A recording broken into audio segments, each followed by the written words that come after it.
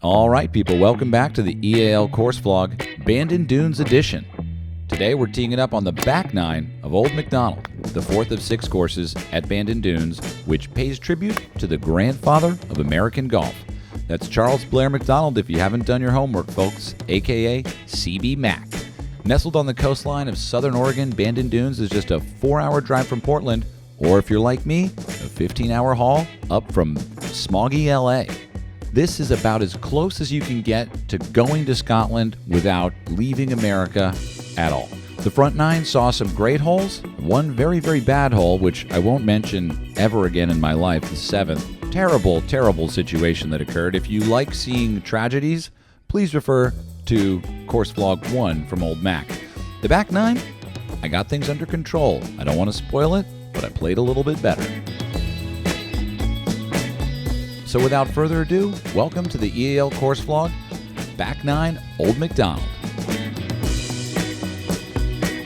All right, 10th hole, pretty straight away, 440. Shouldn't be too hard, right? Drive here, as you can see, pretty much laced it straight up the gut. When you pick up the tee that fast, you know it's good. Coming in, I got 155 playing 160. I go with an 8-iron here. Overcooked it a little bit and ended up right of the green here. True Scottish course. Defense here lies in this shaved down, mounded area. Tom Doak at his finest. Choosing a 58 here. I just kind of like this club around the green. You know, I could bump it. I could do all sorts of other things. The course does offer you this level of creativity. For some reason, I just like the 58. I'm the most comfortable with it. Stepping up to my putt, telling myself, I'm going to get it there, I'm going to get it there, I'm going to get it there, and I don't get it there. So, relatively simple bogey here. Tap in, PJ and I racing to the hole. 11th hole. So, here's where we actually played through another group, so we were moving kind of quick. This is a really great hole. It kind of just bends around to the right. You can't quite see the target from the tee here. I'm teed up all the way over on the left to give me a little more room for the draw. Best drive of the day here. Swing thought, if you know me, is Rory McIlroy. It seemed to work out. Coming in here, this green is shaped like a pencil. It's going the wrong way. So you really got to get your yardage right. Wind wasn't blowing too much. I had 135 in. I picked a 9-iron just thinking, all right, you know, just you can take it easy here and just focus on distance. Sometimes when I take it easy, I flare it out to the right, which is what happened. This is a shot that you kind of see over and over at Old Mac, which is these sort of push-up greens. And it's not really a push-up green, really, but the area surrounding the green is this kind of shaved-down hollow, which is, you know, actually really terrifying. I would almost rather the ball be in rough here than I can just kind of open up the face and let it go. Clearly, you can tell I was not super convinced about the 58 degree, so grabbed a putter instead, Lynx style, and haven't really practiced this shot. You know, the saving grace here is that it didn't roll back to my feet, and you know, now I have a relatively complicated par putt.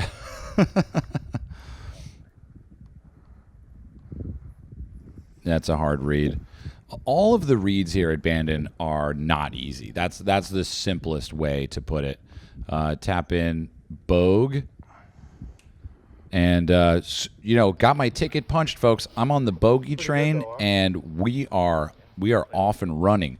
12th hole. This is a from the tips, this par 3 is 237 yards. Luckily, today it's 189, and Ace Cam's live. We've got a 5-iron, and it's a little chilly, so I'm going to put that sweater back on. Thanks, B. Dratty.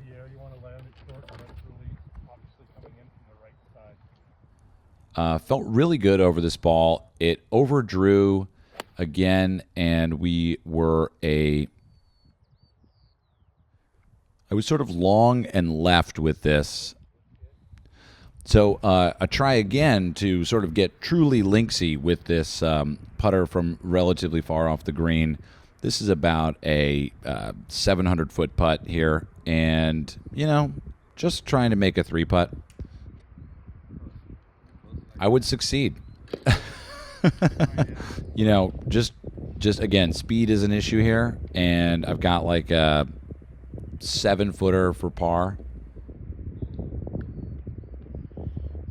Another bogey. Again, I've got 3 punches on my bogey card here. 13th hole. This is a short par 4, 319 from the green tees. Just picked a 5-iron here. Really trying to exit the bogey train. Trying to just make as many decisions as possible that will keep me as far away from, you know, getting my head shaved, as it were, by Tom Doak's masterpiece. So 5-iron, little cut, no problem. Was expecting it to draw, as we all are, but stayed in the short stuff here, and I've got 125. And here's where I think I started really thinking. Basically grabbed a pitching wedge. Here's where I really started thinking, because I figured pitching wedge is about 130. Just take a little bit off it, focus more on aim, and just hit a tidy wedge. And it was a good shot. I was very happy with it.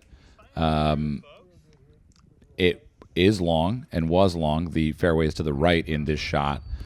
Al really did his best to, you know, rescue me from the bogey train.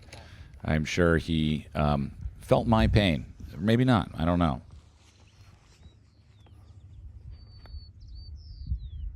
Just thought it was downhill. I shake my hands. This is an image we've seen all over the world. The body language of not understanding a putt and what a putt does after you hit it with the putter translates into any world language. It's almost like saying hi. And again, another 3-putt burned the low edge. Folks, bogey train is sort of feeling a little too comfortable. So here we are on 14. This is a really fun hole, actually. It's uphill. RTs here are playing 297. I think I lasered the pin at like 305.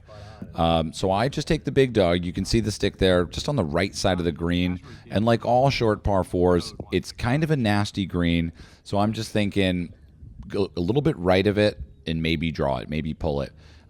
Hit a pretty good drive. It had a bit of cut on it, and we ended up sort of long of the flag, which is, I mean, come on, let's point that out. Why don't we? And, of course, I'm going to grab the putter, and Al and I thought it was going to break a little more. I was going to go a little higher into the fringe.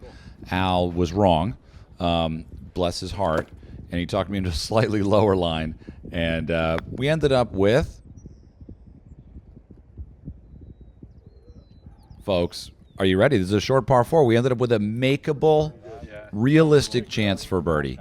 Up the hill, better than down the hill, as you know. Drano. So we get one shot back. Glorious. Look at the young lad, pulls out the birdie, waves to the crowd. And I'm the dance should tell you I'm pretty excited. Honestly, sometimes when you've been living the bad golf life, quote unquote bad, that feeling of the birdie washing over you is like, I think I've said it before, water in a desert, my friends. 15, we got a par 5 going back up the hill. From this tee box, it's only 482. The second shot is pretty intense. It's interesting because this shot right here, looking at the tee shot on 15, it reminds me of these really incredible old Scottish courses. Pretty much overdraw it and end up on the left side of the fairway, which is fine. I've got a 5-wood is probably not going to get me there. I didn't really get all of the drive. I had 240 in, and 5-wood for me is like 250, so I'm kind of below my feet. I'm just thinking let it cut, let it glide up there. Maybe it'll get pin high. Felt really patient over the ball, and looks like I almost fell over. And Al is so patient. I really like Al. And so we're right of the green here, and we've got a chance to get up and down for Bird, which is pretty exciting. So we got a nice little chip. I've been blessed with some rough to help myself get under the ball. And little tee box there, a little teed up. Hit a really good chip to sort of the place I wanted to hit it, but didn't quite get it to the hole. Birdie putt on the way.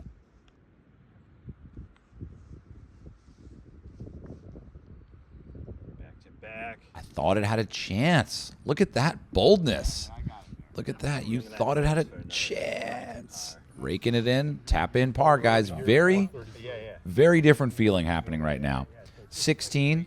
16 is a really fun hole. This hole is called Alps, and it started back at Prestwick in Scotland. There's a par 4 with a blind tee shot. I think Lahinch has an Alps hole, and so does National Golf Links number 3. And so you see this big mound here. That's completely obscuring the green. So there's a little area to the right of that mound, right where the dark green and the light tan meet. And that's really where I'm looking, because I think I have enough sauce on this steak to get it up into that area and maybe get a peek at the green. Hit one of the best drives of the day here at Old Mac. It's a little downwind, and find myself there where I can see the pin. You cannot. Oh, no, yeah, you can. You can see the pin there right on the left side of that bunker. And I've got exactly 94 yards in, which is a tad longer than I like with my 58 degree. I usually like 90 yards. But with the downwind, ended up long, folks. Long of the pin. But we've got a putt for birdie, which I'm thrilled about. And I tell myself over this putt, I am going to hammer this thing as though it were, I don't really know what you hammer. But anyway, tap in par there and feeling pretty good going into 17. Ring the bell, why don't you? So here's Patrick talking me into ringing the bell, which you do to let people know behind you that they're safe to hit the green because of the blind approach shot. And that's, you know, that's age-old customs. That's the equivalent of sending a text message right there. Another par 5.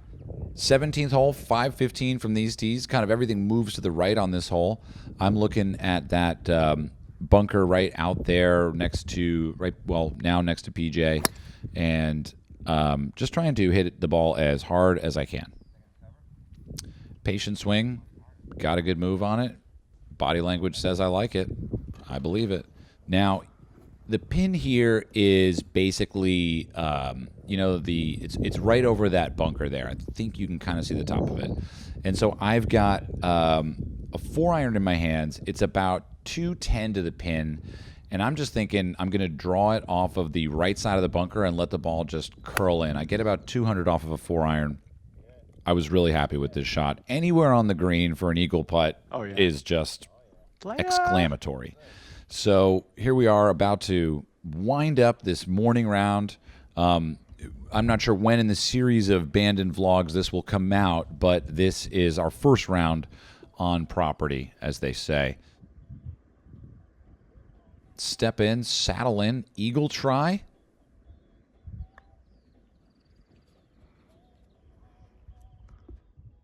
Pretty good putt. Tap in bird. So that's 2 birdies on the back 9, 4 bogeys, sitting on 2 over. Very different than the front 9. 18th hole. Dreams are created, and they're crushed. Snap hook into the rough on the left. I don't even know if anyone's ever been there. Find the ball, luckily. Can't quite go for the green here. I'm about 240 out. And with this rough, I just have the gapper, and I'm thinking chase it up there. I picked the line really well with Al. Thanks for his help on that. And caught it clean. Pretty happy with it. Have no idea where it is. I'm about 5 or 10 yards off the green. Putter in hand. Safe play. Old Erik is just trying to nestle it close and limp away. 2 over on the back. Can he do it? I'm talking about myself in third person, and I apologize. Roll the putt. Terribly short. Did not even see that it was that far uphill. And that's one of the things, just in closing here as I, close out with my 3-putt, thoughts on caddies. I love caddies. They're great. They definitely take strokes off your game. But one of the things they also take from your game is your own decision-making and your own green reading, which I really enjoy doing. And so actually after having the wonderful morning here with Al, I decided to play the rest of the rounds without a caddy. And mostly because I really enjoy the process of having to understand and tackle the course, by yourself. And luckily I've played a lot of these courses, so that makes it a little easier. But, I think everybody should take a caddy as much as they can. But I find that I commit to the putt more when I've read it myself. So thank you for enjoying the Old Mac course vlog. Wonderful, wonderful spot for some true links golf at Bandon Dunes. Stay tuned for the other vlogs. We've got Sheep Ranch, we've got Bandon Trails, Bandon Dunes, and Pacific Dunes, folks. Thanks so much.